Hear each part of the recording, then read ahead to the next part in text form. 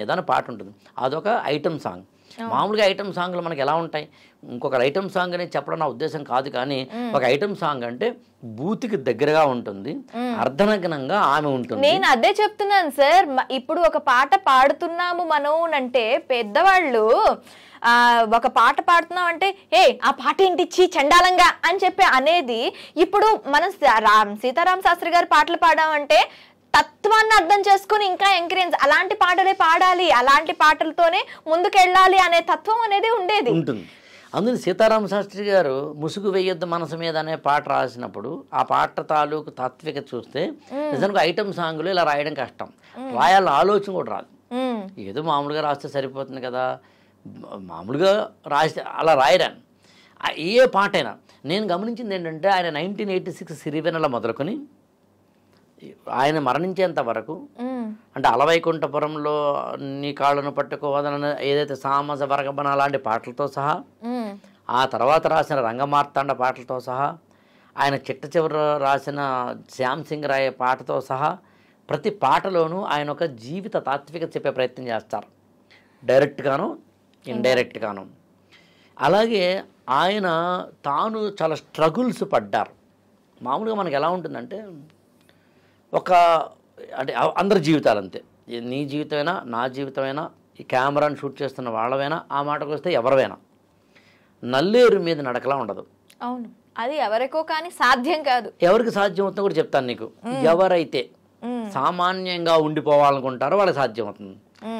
ఎవరైతే ఒక కొండ ఎక్కాలనుకుంటారో వాళ్ళకి మాత్రమే కింద పడిపోతుండడము, పైకి వెళ్తూ ఉండడము, వెళ్ళడానికి చాలా కష్టపడుతూ ఉండడము, వెళ్తున్న కొద్దీ బ్రీత్లెస్ అవుతూ ఉండడము జరుగుతుంది. So it is quite natural. అందులో జీవితంలో ఎవరైతే అంత ఎత్తు ఎదిగారో అంత ఎత్తు ఎదిగిన వాళ్ళందరికీ జీవితంలో కష్టాలు ఉంటాయి. సీతారామ శాస్త్రి గారి జీవితంలో కూడా కష్టాలు ఉన్నాయి. 1986లో ఆయన సిరివెన్నెల సినిమాతో స్టార్ట్ చేసిన తర్వాత దాదాపు 4 నుంచి 5 సంవత్సరాల పాటు ఆయన ఎప్పుడైనా సరే వెనకెళ్ళిపోతాను అనుకున్న సందర్భాలు ఉన్నాయి. ఇన్ని హిట్లు వచ్చిన తర్వాత, ఇన్ని పాటలు రాసిన తర్వాత, ఇన్ని అవార్డులు వచ్చిన తర్వాత కూడా నేను ఇక్కడ ఉండలేనేమో, ఈ ఫీల్డ్లో ఉండలేనేమో అనుకున్న సందర్భాలు ఉన్నాయి. ఒక జర్నలిజంలో కానీ, డిజిటల్ యుగంలో కానీ, లేకపోతే ఒక ఇలాంటి ప్లాట్ఫామ్లో కానీ నువ్వైనా, ఒక ఐఏఎస్ కోచింగ్ లాంటి వాటిలో నేనైనా, లేదా ఐఏఎస్ కోచింగ్ తీసుకుంటున్న ఒక స్టూడెంట్ అయినా, ఒక వ్యాపారైనా, there will be a point including marital life అయినా నేను ఇందులో ఉండలేనేమో, ఇమడలేనేమో అనుకోవడం సహజం. సీతారామ శాస్త్రి గారు మొదటి 3-4 ఏళ్ళు నేను ఈ రంగంలో ఉండలేను, వెనకెళ్ళిపోదాం అనుకున్న సందర్భాలు కొన్ని 100 ఉంటాయి. నేను అందులో ఒక లైన్ రాశాను, స్కూల్కి బలవంతంగా పేరెంట్స్ పంపించినట్టుగా ఆయన ఇండస్ట్రీలో ఉన్నారని రాశాను నేను మొదటి 4 ఏళ్ళు. దాని అర్థం ఆయన భయపడి కాదు. ఎలా ఉంటుందంటే కొత్త రంగం, తాను రాస్తున్న విధానం వేరు, ఇక రాయాల్సిన విధానం వేరు, పాట తొందరగా ఇవ్వాలి, పాట క్యాచీగా ఉండాలి. అరే చమ్మకు చమ్మకు చమ్ చుట్టుకో చుట్టుకో జంపెదరువులే వెయ్యా, ఇలా రాయగలిగి ఉండాలి. ఇది శాస్త్రి గారు రాసిన పాటే, ఇలా రాయగలిగి ఉండాలి. ఈ చంపకు సెలవీయకురా ఎందు పాట ఉంది యాక్చువల్గా. పై పైకి రాకు సూర్యుడా తెల్లారిపోతే చేదురా, నేను పాడితే బాగుండదని కానీ ఆయన రాశారు. యాక్చువల్గా తొలినాళ్ళలో రాశారు. చాలా కష్టం అలా రాయాలంటే. అలా రాయడం కోసం ఒక పాట కోసం ఎలాగైనా రాస్తే 1 డే అనుకుంటే ఎలా రాయాలో తాను అలా రాస్తే 1 month, అంటే 29 రోజుల పాటలు పోయినట్లు లెక్క. అన్ని పాటలు పోతున్న ఒక పాట మీద కూర్చున్నాడు ఆయన. దాంతో ఫైనాన్షియల్ ప్రాబ్లమ్స్ ఉంటాయి. అంటే దాన్ని ఏమి పట్టించుకోలేదని చెప్పడం నా ఉద్దేశం. పాట కోసమే ఉన్నాడు, తన మనసును చంపుకోలేక.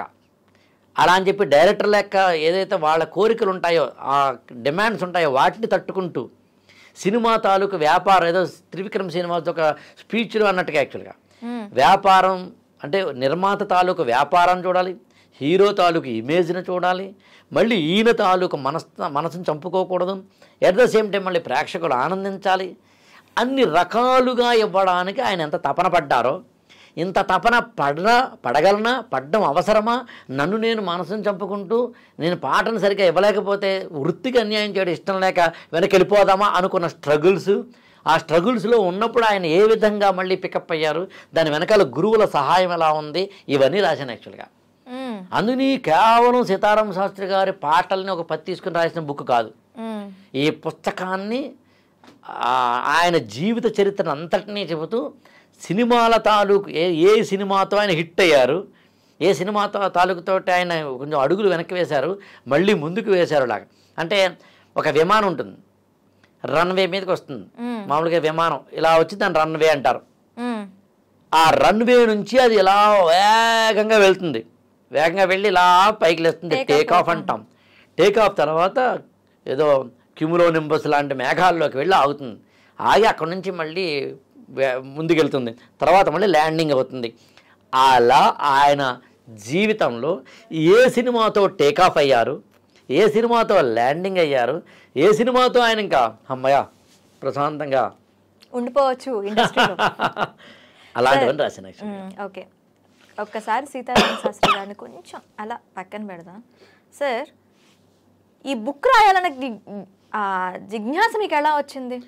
అంటే సీతారామ శాస్త్రి గారితోటి నాకున్న 23-22 సంవత్సరాల పరిచయంలో కాస్త ఆయనతోటి చనువు పెరిగినప్పుడు 2015-16 ఆ ప్రాంతాల్లో ఫస్ట్ టైం నేను ఆయనతో అన్నాను, మీ యొక్క ఆత్మకథ రావాలి సార్, మీరు రాయడం మొదలు పెడితే బాగుంటుంది, లేదా మీరు ఆత్మకథ అంటేనేమో తనకు తాను రాసినది కాబట్టి, లేదా నేను రాయమంటే రాస్తాను, లేదా ఎవరైనా మంచి రచయిత ఉంటే రాయిద్దాం, బట్ రాయడం గ్యారంటీ అని అన్నారు. అప్పుడు ఒక 3-4 సార్లు మేము ఓన్లీ దాని మీద మీటింగ్ కూడా పెట్టుకున్నాం.